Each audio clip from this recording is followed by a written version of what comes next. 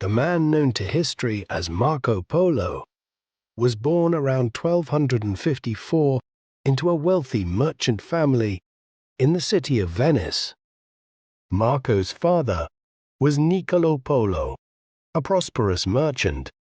The origins of the Polo family are unclear. One tradition suggests that they were originally from Šibenik, on the Dalmatian coast of what is now Croatia, and that they only relocated to Venice in the early 11th century. Another study suggests that the family only moved to Venice in the mid-13th century, and that Marco was actually born on the island of Korčula, near modern-day Dubrovnik. At the time of Marco's birth, the Republic of Venice was one of just dozens of Italian city-states, though one of the most powerful, dominating the sea routes of the Adriatic Sea and with extensive trading connections and colonies in the eastern Mediterranean.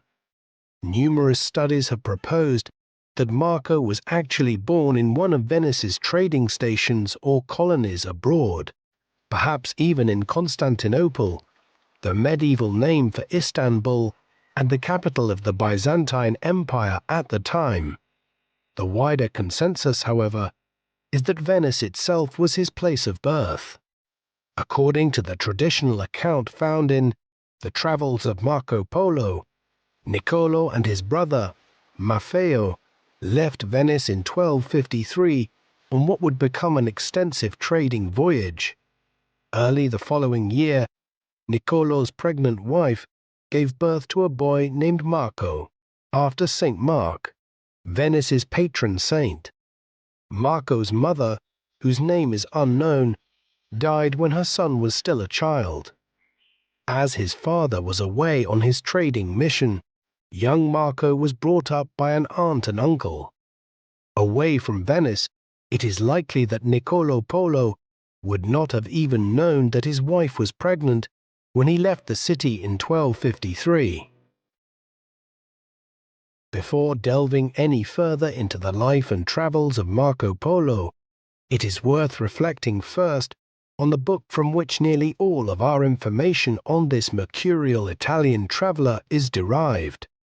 The title of The Travels of Marco Polo, as it is known in English today, was actually something more akin to Book of the Marvels of the World in the original North Italian dialect in which it was written. It was not, as is sometimes suggested, written by Marco Polo himself. Instead, it was authored by Rustichello da Pisa, a writer from the city of Pisa in Tuscany. Sometime around the mid-1280s, Rustichello was imprisoned by the Republic of Genoa, which was engaged in an extensive conflict with Pisa during the 13th century for control over the island of Corsica.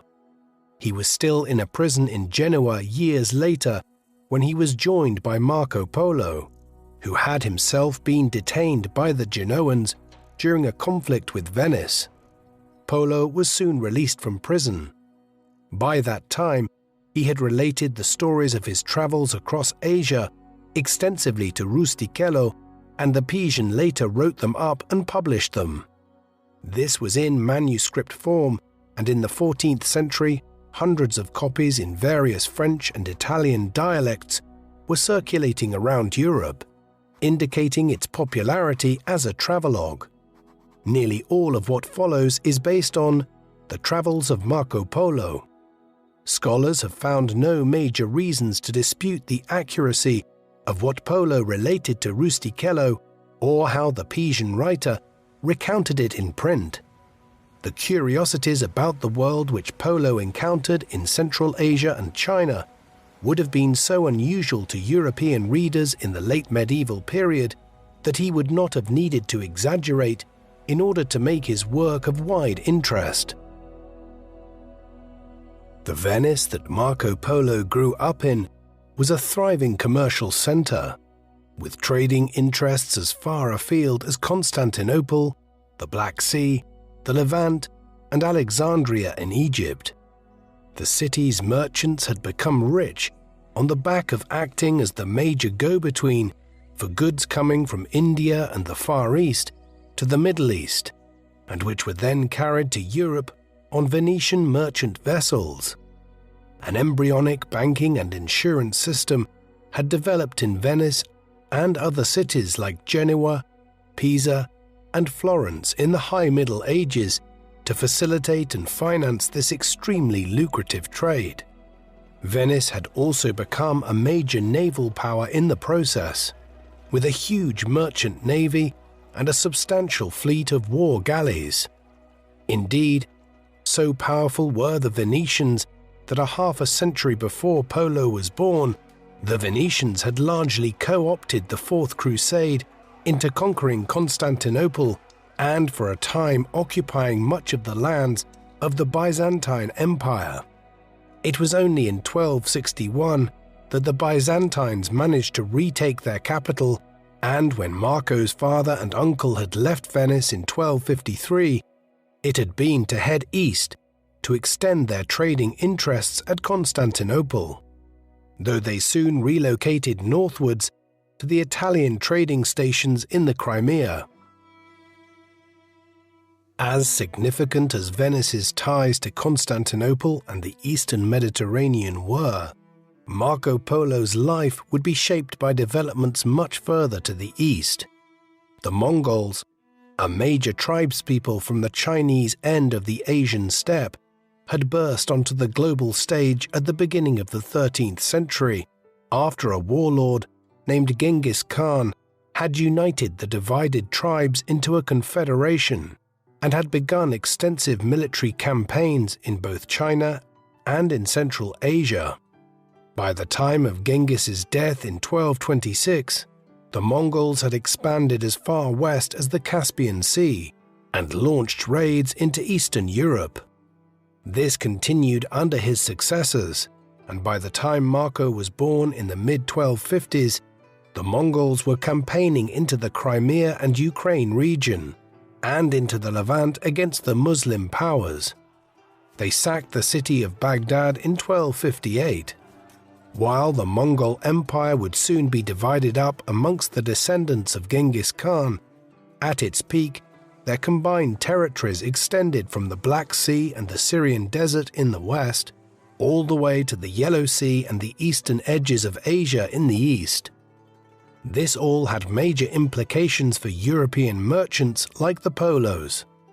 Firstly, the Mongol campaigns had destroyed some of the old powers who had played a major role in bringing Chinese silk and spices from India and the East Indies to the Middle East for merchants from Venice and Genoa to buy them in cities like Alexandria for the European market. But conversely, the creation of a unified Mongolian polity that stretched over more than half of Eurasia led to what is termed the Pax Mongolica, the Mongolian Peace, a period in which the Mongols facilitated trade along the Silk Roads that led from the Mediterranean all the way east to China. Marco's father and uncle, Niccolo and Maffeo, were two of the first individuals to see the potential for direct trade to the east under Mongolian rule, in the process cutting out the Muslim merchants who had made the Venetians pay over the odds for their goods in Alexandria for centuries.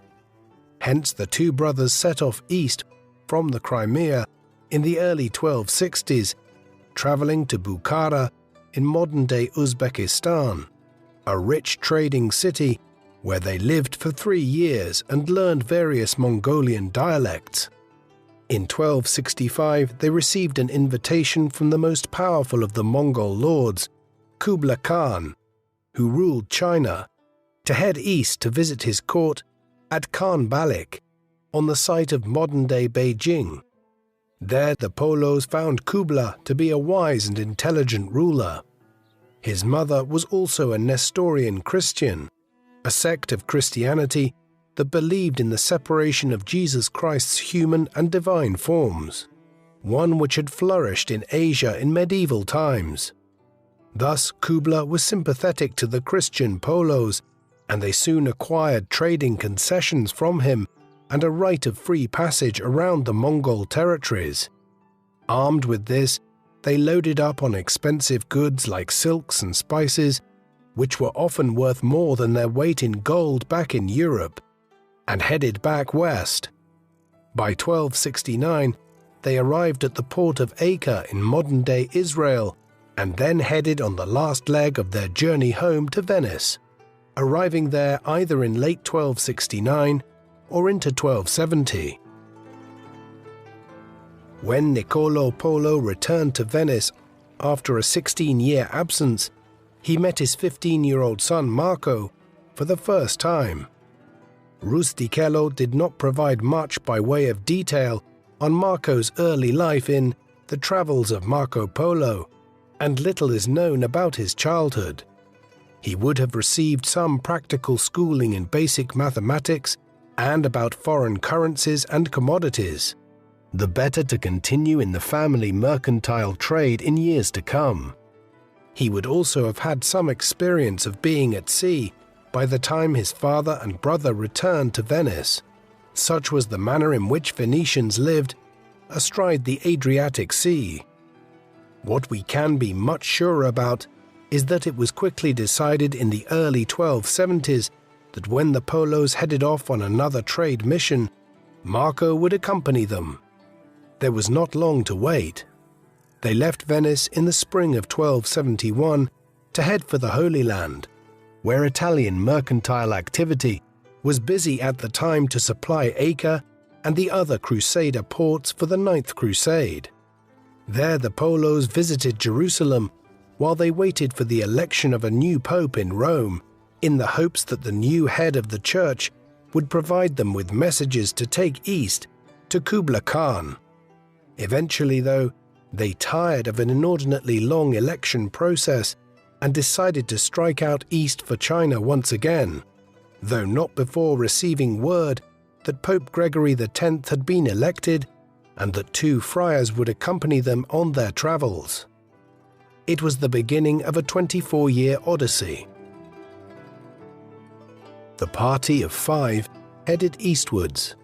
They quickly encountered a local Muslim ruler who threatened to imprison them. At that juncture, the 2 friars, with a wealthy regard for their lives and the perils that lay ahead, decided to return home, while the 3 Venetians continued on, motivated by the belief that religious differences were no obstacle to trade. As he traveled through the Mongol Empire, the young Marco Polo marveled at the religious freedom he encountered, remarking, "So long as all are faithful and obedient to the Khan and give the appointed tribute, and justice is well observed, you may do as you please with your soul." The party traveled through Armenia and Turkey, where Marco expressed disappointment at not finding Noah's Ark at its supposed resting place atop Mount Ararat in the Caucasus. The Polos next turned south to Mosul. It is unclear if they visited Baghdad or not, a city that was in decline after centuries of being the capital of a united Arab caliphate. From there, the next stop was the Persian city of Tabriz. Marco described the unusual method traders in Tabriz used to buy and sell pearls. They would face each other with their hands covered in fabric, and rather than conducting business out loud, they would signal the terms of the deal by squeezing each other's fingers and wrists, ensuring that the price of the deal remained secret to third parties. The Venetians journeyed across Persia to the port of Hormuz, hoping to board a ship and sail to India, from where they would travel to China by land. However, they found the ships unseaworthy for the crossing of the Indian Ocean and instead decided to go back north. After some idyllic descriptions of the oasis towns of northeastern Persia, Marco went on to recount tales of the assassins to Rustichello, who subsequently included the details in his book. These were members of a radical Islamic sect who were known for launching fanatical attacks on powerful rulers from their strongholds in isolated mountain fortresses throughout the Middle East. Marco Polo's descriptions of the assassins contributed to their notoriety in the Western world, but by the time of his travels, the assassins had already been largely eliminated by the Mongols. The Venetian party then turned east to Afghanistan, visiting the site of Balkh, ancient Bactria, which enjoyed a reputation as one of the finest cities in the world until its permanent destruction by Genghis in 1220. While Marco was able to refer to the legendary tales of Alexander the Great in Bactria, the lands further east were only known to him through the stories of the elder Polos. Despite suffering from heat and thirst, the Venetian party rode their trusty camels through the sands of Central Asia, acquiring much-needed supplies at the oasis towns on the way. Eventually they arrived at the oasis region of Badakhshan, now divided between Afghanistan and Tajikistan. Marco was delighted by the region, known for its trade in precious stones such as rubies and lapis lazuli, the blue gemstone prized for its intense color.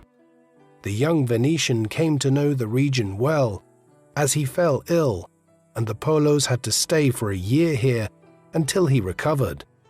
It has been speculated that he was suffering from tuberculosis, which he may have contracted as a child, and the symptoms of which only manifested during the stressful journey across Asia. By the time of Marco's recovery, it was 1273, a full 2 years after he, his father and his uncle had left Venice. A few weeks later, they faced the formidable obstacle of the Pamir Mountains, which Marco described as one of the highest places in the whole world, observing that there were no birds at the high altitude because there was nothing for them to eat. However, once he reached the expansive plateau, nicknamed the Roof of the World, he was surprised to encounter a large lake accompanied by the best and fattest pasture of the world, on which grazed multitudes of wild sheep. The plateau was not as friendly to humans, and the Polos struggled to keep their campfires going in the low oxygen environment. 2 months later, having crossed the Pamirs, they arrived at Khotan, on the edge of the Taklamakan Desert, where they replenished their dwindling supplies. The arduous trek through the Taklamakan only brought them to the edge of the considerably larger Gobi Desert. The temperatures fluctuated wildly each day in this desolate landscape, from 40 degrees Celsius during the daytime to below freezing at night.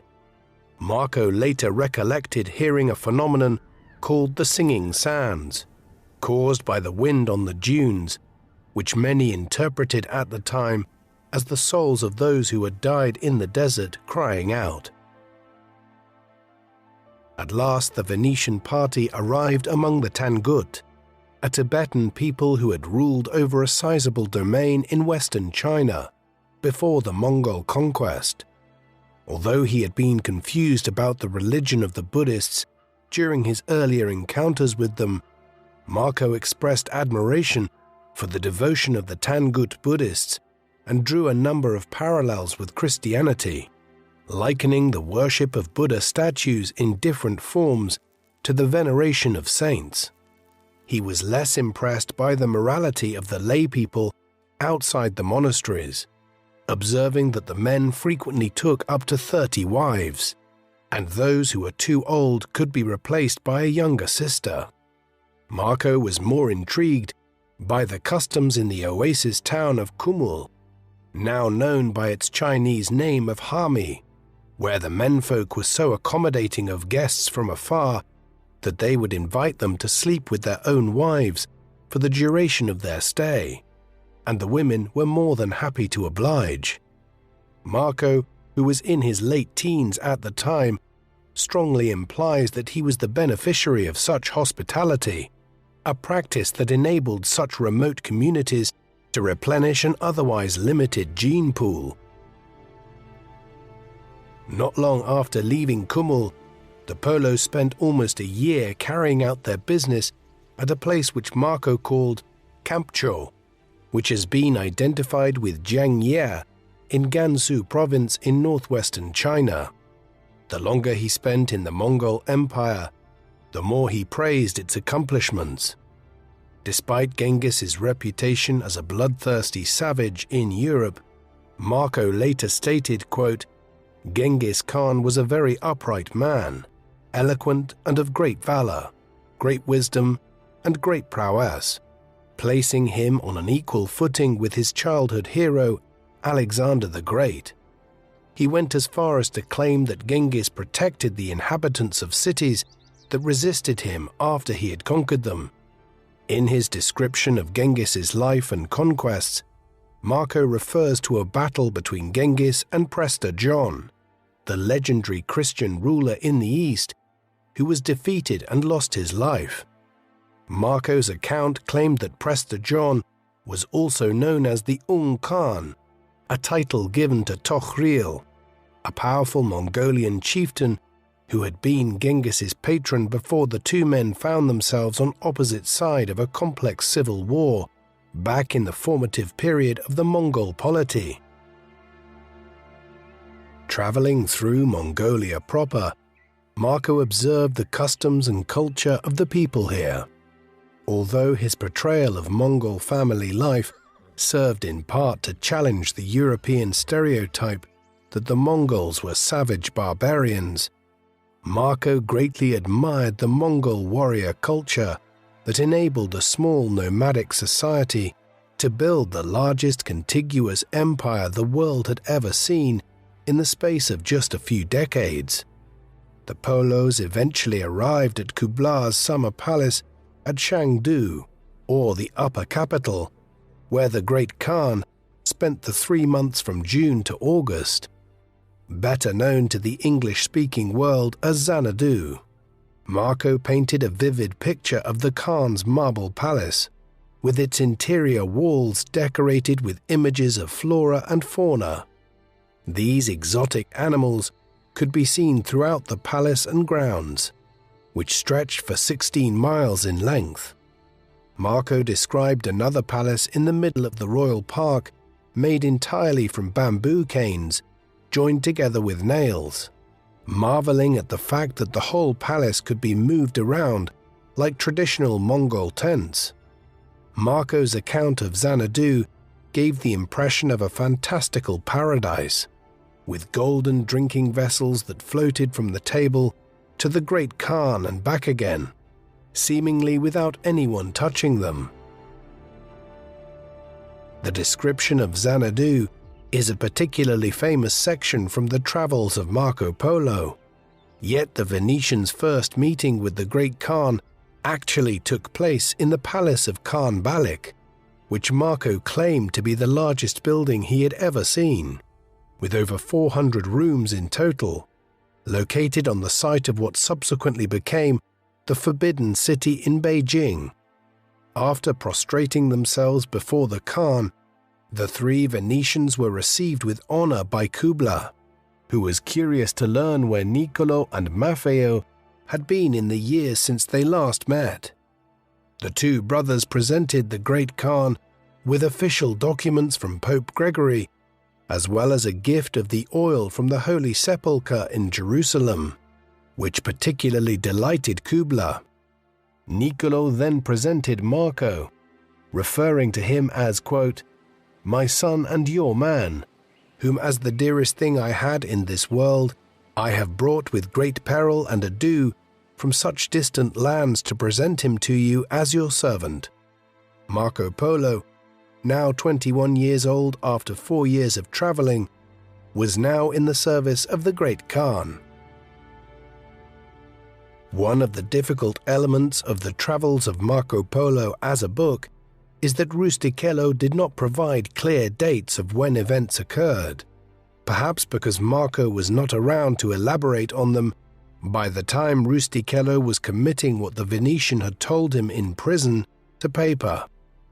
Consequently, it is sometimes difficult to give a chronological account of the 17 years Marco spent in China.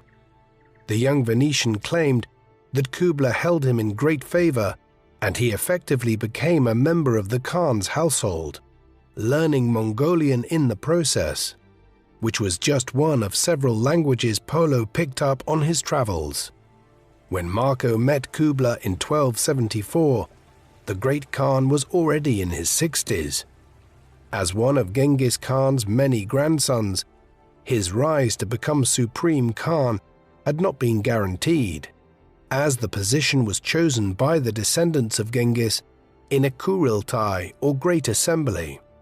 Kublai owed his early rise to his formidable mother, Sorgetani Beki, who promoted the interests of all four of her sons, Munkur, Hulagu, Kublai, and Arik Burka, all of whom achieved distinction.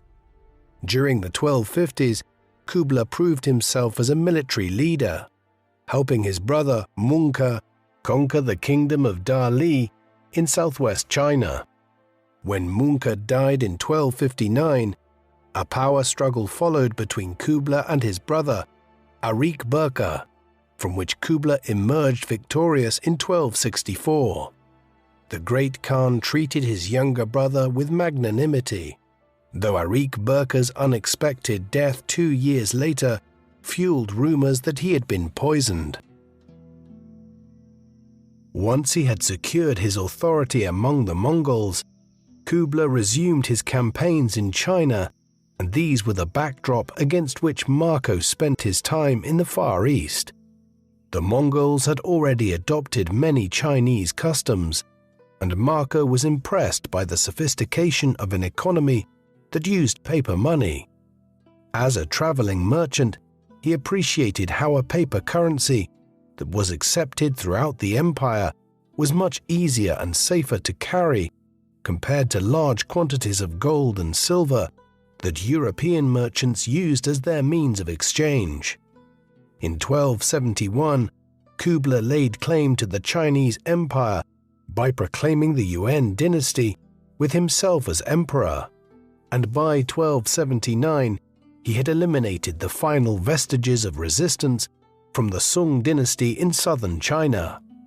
However, even as he consolidated his power in China, Kublai's authority elsewhere was in decline, and the empire began to fragment into 4 distinct entities: the Yuan dynasty in China and Mongolia, the Golden Horde in Russia, the Chagatai Khanate in Central Asia, ruled by the descendants of Genghis's second son, Chagatai, and the Ilkhanate in the Middle East, ruled by Hulagu and his descendants. After entering the Great Khan's service, Marco performed many different roles. He spent most of his time at the Khan's court, at Khan Balik and Shangdu, informing Kublai about Europe and its people and customs. He also traveled extensively throughout the empire on business for the Khan, collecting taxes, participating in local administration, and gathering intelligence about the local people. His first mission was to a place called Karajian, a Turkic name for the kingdom of Dali, which after its conquest by Kublai in 1253 became Yunnan province in southwestern China. During these missions, Marco took notes about the customs and economic potential of each region, which he would report back to the Khan. These notes kept his recollections of the lands he visited clear in his mind, and they later informed the composition of the famous account of his travels. Marco had a good eye for administration, and he left a detailed account of the postal system that allowed Kublai to administer his vast empire from Khan Balik. If they needed to, the emperor's messengers could travel up to 250 miles a day on horseback by carrying a token that enabled them to change horses at each post house. On the main roads leading out from Khan Balik, these post houses were found 25 miles apart from each other, all of them accompanied by what Marco later described as a large palatial hotel to cater for the needs of any travelers staying overnight. Each of the post houses had at least 400 fresh mounts, ready for the Khan's messengers speeding across the empire on horseback. Marco claimed that there were 10,000 of these post stations throughout Kubla's territories. The Venetian was also struck by the sense of order in Kubla's empire, remarking on how the urban centers were laid out according to a grid pattern of the kind that would later be used for urban planning in the United States in the 19th century. On his travels across northern China, which Marco calls Cathay, after the Khitan people who ruled the region 2 centuries earlier, Marco described people burning black stones for heat and light, which lasted much longer than wood. He had witnessed the burning of coal, which had been used in China as a source of energy for hundreds of years, but which was only beginning to enter use within domestic settings in Europe in the late medieval era and would not be employed industrially for centuries to come. Marco's description of his journey to Karajian was probably an amalgamation of 2 or 3 journeys he made to what is now southwest India. The first of these trips would have taken place between 1276 and 1280. Marco was now on his own, as he no longer mentions his father and uncle, who may have stayed in Khan Balik or carried on their business elsewhere in the empire. As he left the capital, the first major landmark he mentions is a very beautiful stone bridge over what is now the Yongding River southwest of Beijing, which he claimed to be 300 paces long and 8 paces wide. Built in 1192 and subsequently rebuilt in the 17th century, the bridge is known in Chinese as the Lugo Bridge, but thanks to Marco's detailed description, it is better known among Europeans as the Marco Polo Bridge. In July 1937, it would be the scene of a famous clash between Japanese and Chinese forces that sparked the Second Sino-Japanese War and the Japanese occupation of much of eastern China. It is known as the Marco Polo Bridge Incident. As a result of the Khan's extensive infrastructure network, Marco felt comfortable and secure as he made his journey across China to Yunnan. His route took him through Hebei province, onwards to Shaanxi and the city of Taiyuan, which served as the base for the Li family to conquer China and establish the Tang dynasty in the 7th century AD. He continued southwest until eventually reaching the city of Chang'an in Shaanxi province. Now known as Xi'an, the city was one of the ancient capitals of China, and Marco remarked that many good and valiant kings have reigned over it. After 3 days, Marco arrived at the mountainous Hanzhong region in southwest Shaanxi, which served as the base of the warlord Liu Bang for his conquest of China that led to the foundation of the Han dynasty in 202 BC. His journey continued into Sichuan province and the city of Chengdu, the capital of the state of Shuhan during the Three Kingdoms era in the 3rd century AD, which Marco apparently described as, quote, once a great and splendid city. Around 5 days from Chengdu, Marco arrived in eastern Tibet, now part of Sichuan and Yunnan provinces. The region had been terribly devastated by Munkha Khan's campaign of conquest in the 1250s, though it is far more likely that the destruction of the region was actually the result of Kubla's actions here. Whoever was responsible, the desolate region caused Marco unease for the first time since leaving Khan Balik. He was not only troubled by the wild beasts he encountered, but also by the customs of the locals, which included peculiar marital arrangements. Fathers who wished to marry off their daughters were happy for them to spend the night with traveling merchants, though Marco appeared to be less enamored by the women of Tibet as those of Hami. Although he was impressed by the products traded in the region, which included spices, silk, amber, and coral. Marco labeled the locals, quote, "the greatest rogues and the greatest robbers in the world."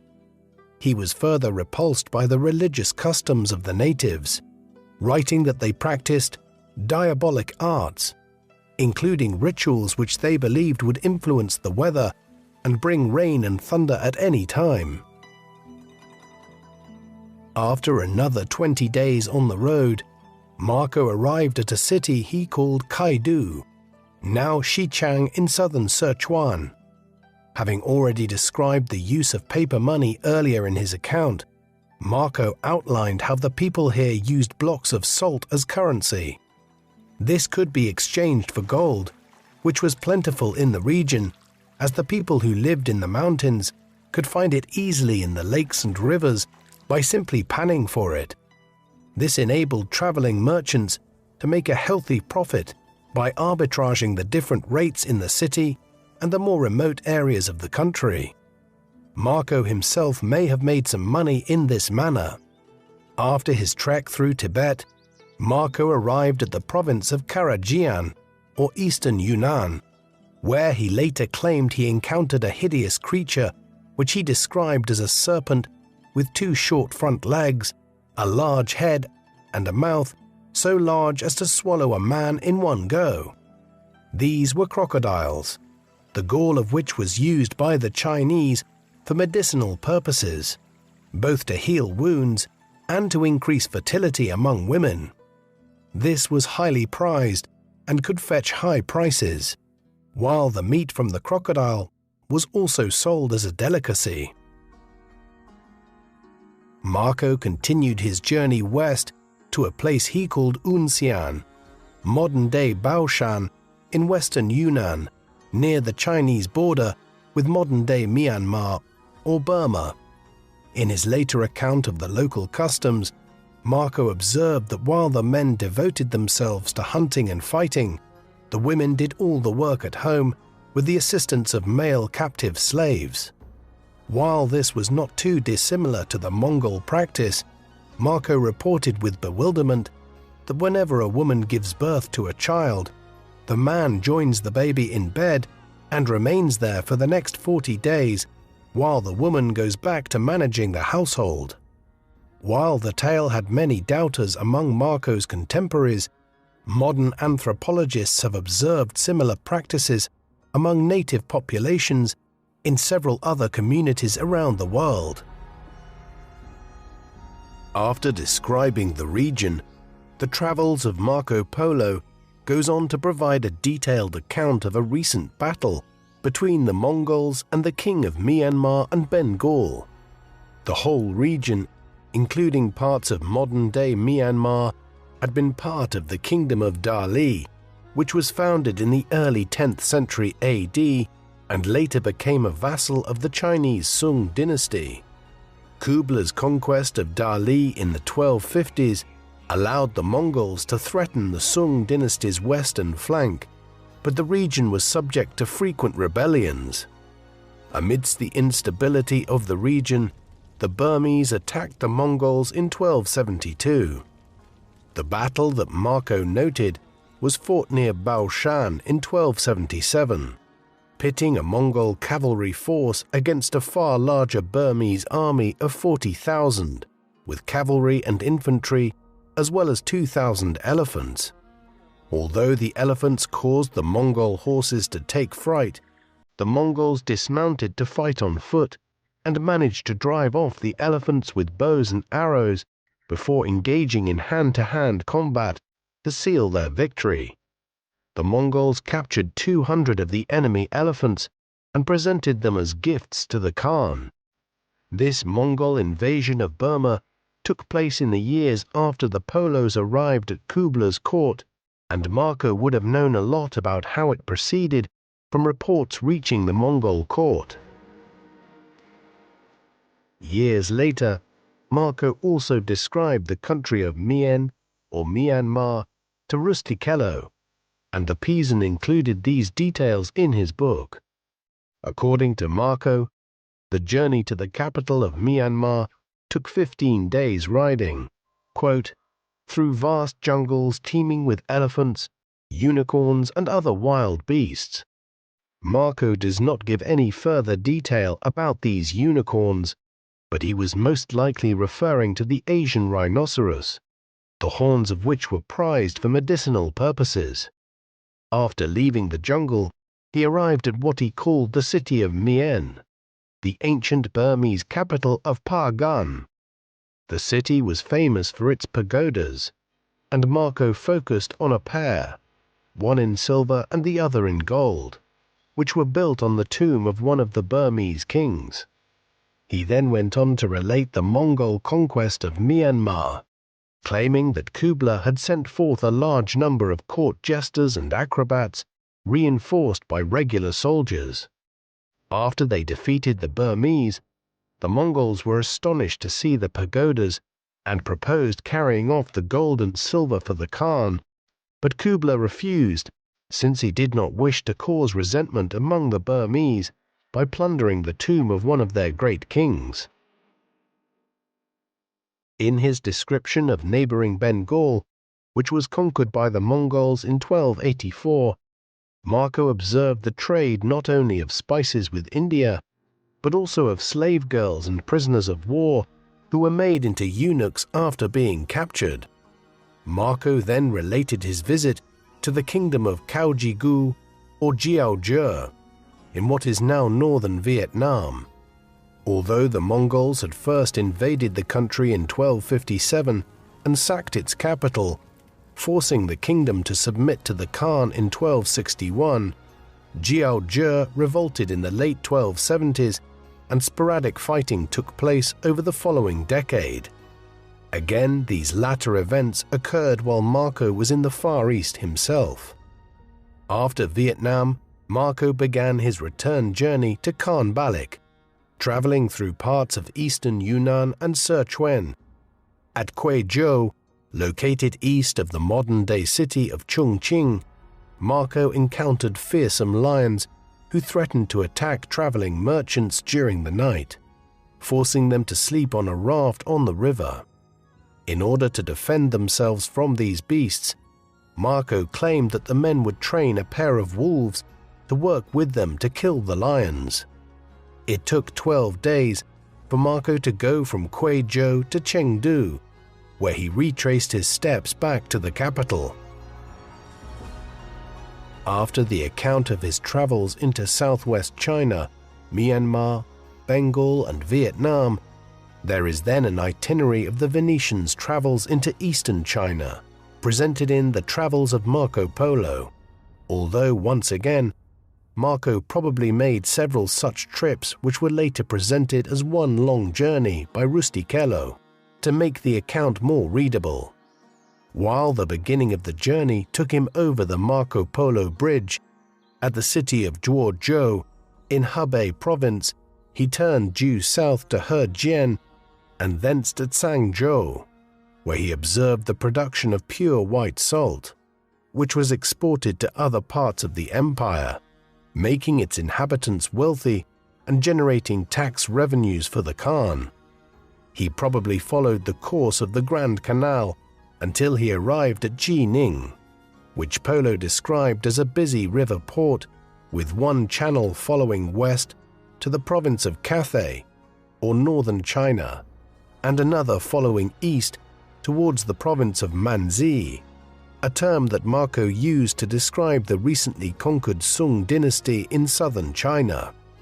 Continuing on a southeastern course, Marco eventually reached the Huai River, which in Marco's time shared a course with the Yellow River, which Marco called by its Persian name Karamoran. The Yellow River marked the boundary between the former Jin Empire in northern China, conquered by the Mongols in 1234, and the southern Sung, which was not fully conquered until 1279.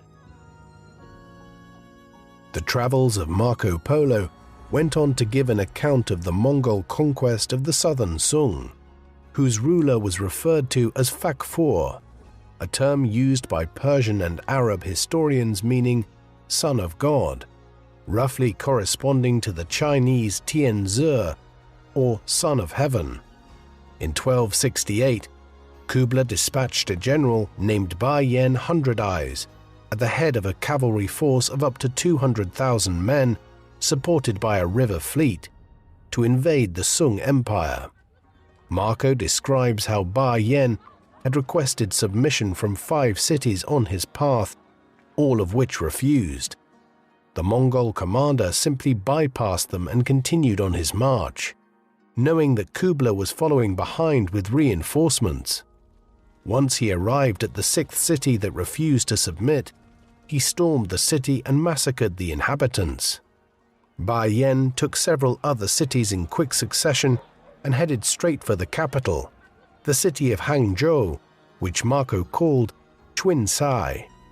The Venetian explorer painted a sympathetic portrait of Phak 4, otherwise the Sung Emperor Du Zong, who reigned between 1264 and 1274. Marco claimed that the emperor took care of 20,000 young children a year who were abandoned on the streets by poor mothers who could not afford to bring them up. The children were either adopted by rich childless families or remained in the care of imperial nurses until they were old enough to be married to each other in a ceremony presided over by the emperor. As Ba Yan approached Hangzhou, Marco claimed that the Sung emperor fled the city by ship and sailed towards India, while his empress defiantly attempted to defend the city before eventually submitting to the Mongols, after which she was treated with great courtesy at Khan Balik. In fact, Du Zong died in 1274 and was succeeded by his 3-year-old son, Emperor Gung, with Du Zong's aunt, Empress Dowager Xie, acting as regent. In 1276, after a show of resistance, the Dowager led the child emperor to Beian's camp and submitted. The emperor's 2 younger brothers escaped by sea to Fujian province, but after Sung forces were defeated in 1279 in a naval battle on the south coast of China, the Sung prime minister took the uncrowned 7-year-old emperor Zhao Bing in his arms and jumped into the sea. After arriving at Xiangyang in Hubei province, Marco, his father and his uncle allegedly played an important part in bringing the city under Mongol rule. According to Marco's account, while the rest of the Sung Empire had surrendered to Kublai, the fortress at Xiangyang continued to hold out for 3 years. The Great Khan, in his frustration, turned to the 3 Venetians and asked them if they had any ideas to take the city. The Venetians informed the Khan of European mangonels, a type of siege engine or catapult which could throw heavy rocks against the walls of enemy fortresses and bring them down. According to Marco, Kublai then ordered the construction of 3 of these machines, which were brought by river to the besieging army at Xianyang. The fortress did not hold out for long against these new weapons and soon surrendered to the Mongols. Here we see Polo's capacity for deception, though. Nearly everything in this tale, as he would have related it to Rustichello, was untrue. The siege of Xianyang actually ended in 1273, 2 years before the Polos arrived at Kublai's court in 1275. The Mongols did prevail in the siege after introducing new siege engines to their armies, but both Mongol and Chinese sources credit Arab siege engineers with the innovation. Polo was claiming credit for something which he had nothing to do with. As Marco's travels continued in China, he arrived at a place called Xingyou, a city which he described as standing, quote, on the longest river in the world. This might have been Zhongzhou in Jiangsu province, near the estuary of the Yangtze River, the longest river in China and the 3rd longest in the world, surpassed only by the Nile and Amazon rivers. Marco suggested to Rustichello that the amount of commercial shipping and naval traffic on the river was greater than that of all Europe's rivers combined. On his way to Hangzhou, Marco went past the large and splendid city of Changzhou, where a massacre had recently been inflicted on the city by Bai Yan's army after the city's garrison resisted more fiercely than anticipated. Of the large and very splendid city of Suzhou, measuring 40 miles in circumference, he remarked that there were 6,000 stone bridges and an unimaginable number of inhabitants there. He went on to observe that, quote, if they were a warlike nation, the men of the province of Manzi would conquer all the rest of the world. Yet instead of focusing on war, the people here preferred to be merchants, craftsmen, and scholars. Marco's remarks reflect the reputation of the Sung as the imperial dynasty that took China to unparalleled heights of cultural accomplishment, but struggled to defend itself from successive invasions from the north. After passing through some other cities, Marco arrived at Hangzhou, which he considered to be, quote, without doubt the finest and most splendid city in the world. He evidently gave a detailed description of the city to Rusty Kello. It was surrounded by water, with hundreds of bridges to allow people to get around, a layout that would have doubtlessly reminded Marco of his native Venice. The city had many squares and markets filled with all sorts of produce, while a large lake dominated the southern side of the city, the famous West Lake, around which wealthy people built their mansions. Of the lake itself, Marco claimed that a voyage on this lake offers more refreshment and delectation than any other experience on earth. The Venetians' praise of the city extended to its women, and he is likely to have partaken of the services of the city's courtesans on more than one occasion during several visits there. Yet for all the wonders of Hangzhou and his extolling of its virtues, Marco noted that it was under heavy military occupation and a strict curfew was enforced by the Mongol authorities. As much as Marco found much to admire in Kublai Khan's China, he did not intend to live the remainder of his life there. During their stay in China, the Polos had requested leave to return to Venice on several occasions, but Kublai found them useful and was reluctant to let them go. The opportunity finally came in 1291, when Kublai's great-nephew Arghun, the ruler of the Ilkhanate in Persia, sought a wife from Mongolia. Kublai obliged by sending a princess named Kirkachin to Persia accompanied by 3 Mongol nobles, but the outbreak of civil war in the west prompted them to return to Khan Balik. By now it was 1292, and Kublai instead ordered the Polos to escort the party to Persia by sea. After traveling down the eastern coast of China via Hangzhou and the provinces of Zhejiang and Fujian, where Marco claimed they found a lost community of Christians who worshipped in secret but were allowed to practice openly after petitioning the Great Khan. The party arrived at the port of Quanzhou, which Marco refers to by the Arabic name of Zaiton. Here Kublai had arranged for them to have a fleet of 14 ships waiting. Before the subsequent passage to India is related in the travels of Marco Polo, there is a section which digresses to describe the islands to the east of China, chief among which was Chipangu, or Japan. As Marco related it to Rusty Kello, the ruler of Japan lived in a palace covered with solid gold, a description that 2 centuries later would inspire Christopher Columbus to search for a western route to this wealthy country in a quest to claim its legendary wealth for the Spanish kingdom. Kublai was also eager to get his hands on Japan's wealth and sent 2 expeditions to conquer the island. After the first attempt failed in 1274, a second campaign was launched in 1281, but ended in disaster in August when a typhoon, the legendary kamikaze or divine wind, destroyed much of the Mongol fleet and forced the Khan to abandon the campaign. Marco describes how a small band of Mongols left behind in Japan managed to seize a local fort and hold on to it for several months before a peace settlement was negotiated. These events occurred while Polo was in the east, so while he did not himself visit the Japanese islands, they would have been a subject of much conversation at the court of Kublai Khan in the 1270s and 1280s.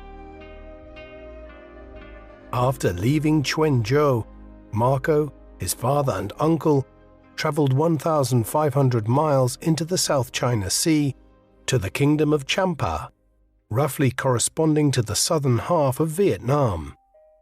Their subsequent journey through the East Indies is difficult to trace. Mention is made in the Travels of Marco Polo of the great island of Java, 1,500 miles southeast of Champa, which the Venetian claimed to be the largest island in the world, but the description seems to be more appropriate for Borneo. He also referred to a Lesser Java, now the Indonesian island of Sumatra, stating that while Kublai claimed authority over the island, its rulers remained independent. After sailing through the Straits of Malacca, the Polo stopped off at Ceylon, the pre-modern name for Sri Lanka, before sailing around the southern tip of India and up its western coast. There the Polos allegedly attempted to find the tomb of the Apostle St. Thomas, said to have been martyred in India and buried near Madras. The Travels of Marco Polo claims that the journey across the Indian Ocean took 18 months, and that by the time the party finally arrived at the port of Hormuz in the Persian Gulf, only 18 of the initial party of 600 that left China were still alive. We can probably assume that Marco was once again exaggerating here. Upon their arrival, Princess Kirkachin discovered that Arghun Khan, her intended husband, was already dead. She was therefore married to his young son, Khazan. After remaining at the Persian court for 9 months, the Polos were allowed to return to Venice by land. On the way, they learned of Kublai's death in the Far East in February 1294. As the Polos passed through the kingdom of Trebizond in northern Turkey, the corrupt local authorities demanded a large quantity of their wealth and the valuable goods they had brought with them before they were allowed to continue their journey. They eventually arrived at Venice in 1295, their long hair and Mongol kaftans making them an object of curiosity among their compatriots. When they returned to their house, they were turned away as strangers by relatives who had moved in and taken possession under the impression that the 3 men were all dead. After all, it was 24 years since they had left the city. When Marco departed, he was around 17 years of age. He returned a man in his early 40s. Despite this, nothing the Polos told their compatriots about their adventures in the service of the great Khan was believed, until they produced evidence of their wealth by displaying the priceless gemstones sewn into their kaftans. The Polos returned to Venice at a time when the city was engaged in war with its maritime rival, Genoa. Despite his history of serving Kublai Khan and his adoption of Mongol customs, Marco remained a proud Venetian and sponsored and captained a Venetian ship. When a Venetian fleet was defeated at the Battle of Korčula in September 1298, Marco was taken prisoner. As an esteemed Venetian figure, and a wealthy one after returning home from the Far East, Marco was allowed to spend his captivity in relative comfort, while his Genoan captors sought to organize a valuable ransom for his release. It was during this time that he met Rustichello of Pisa, and began telling him about his many years of travel. We would probably know nothing about Marco Polo and his father and uncle today had Rustichello not recognized how extraordinary his story was and began writing down what would become the Travels of Marco Polo. The book is often disjointed and incomplete, with unfinished sentences and abrupt shifts in the narrative. and no two manuscripts are the same. Despite this, Marco's account would become more influential than any other European account of the Far East, influencing subsequent generations of merchants and explorers who dreamed of finding new routes to China and Japan, the lands described so vividly in the account of Polo's many years of travel. Genoa and Venice soon made peace in May 1299, and 3 months later, Marco was released from prison. He returned to Venice, where his family had acquired a large palazzo. There in 1300, already in his mid-40s, he married a Venetian woman named Donata, with whom he had 3 daughters. By this time, his father Niccolo was dead, but he continued to work with his uncle Maffeo in the family's trading company until the latter's death around 1310. By then, Marco was in his mid-50s and had inherited most of the family's assets. No longer a traveler and adventurer, he was more focused on increasing his already substantial wealth. By the early 1320s, Marco's tales seemed increasingly fantastical to his fellow Venetians, who knew him primarily as a sedentary merchant of their city. According to legend, whenever he walked the streets of the city, he was followed by children shouting, "Mr. Marco, tell us another lie." Another account, this one written by a Dominican friar named Jacopo d'Acqui, relates how after Marco fell seriously ill in 1323, his friends urged him to admit that the tales he had told for so many years were made up. The bedridden man replied, "Friends, I have not written down half of those things I saw." He would never recover from his illness, and he died on the 9th of January 1324 at the age of 69. Marco Polo enjoys a legacy as one of the greatest travelers in world history. A native of the Venetian merchant republic, Marco joined his father and uncle on their journey to Kublai Khan's court as a teenager, and would serve the Great Khan for 17 years, during which he traveled extensively throughout China, making detailed observations of local societies, economies, customs, and religious beliefs. After returning home after 24 years of travel, his participation in the Battle of Korčula proved a stroke of fortune, as it introduced him to Rustichello of Pisa, who helped him immortalize his travels. The travels of Marco Polo soon became a literary sensation, with dozens of manuscript copies of it from the 14th and 15th centuries attesting to its popularity in Italy and France, while the printing revolution thereafter brought many new readers across Europe. It would inspire future explorers and also offered a template for the burgeoning genre of anthropological studies of foreign societies in early modern Europe. Ultimately, his story is one of strange paradoxes. The travels of Marco Polo were made possible by the brief peace which existed across Asia during the era of Mongol rule that followed from decades of brutal Mongol war and conquest. Soon, Central Asia and the Middle East would collapse back into warring states and rival powers, blocking the route of Europeans to the east once again. With that, new sea routes to the lands Polo had described would be sought after.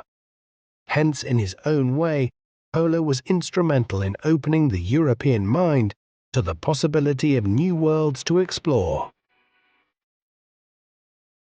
What do you think of Marco Polo? Do you believe that he gave an accurate account of his travels and his many years of service at the court of Kublai Khan, or might he have embellished what he related to Rustichello of Pisa quite a bit? Please let us know in the comment section. And in the meantime, thank you very much for watching.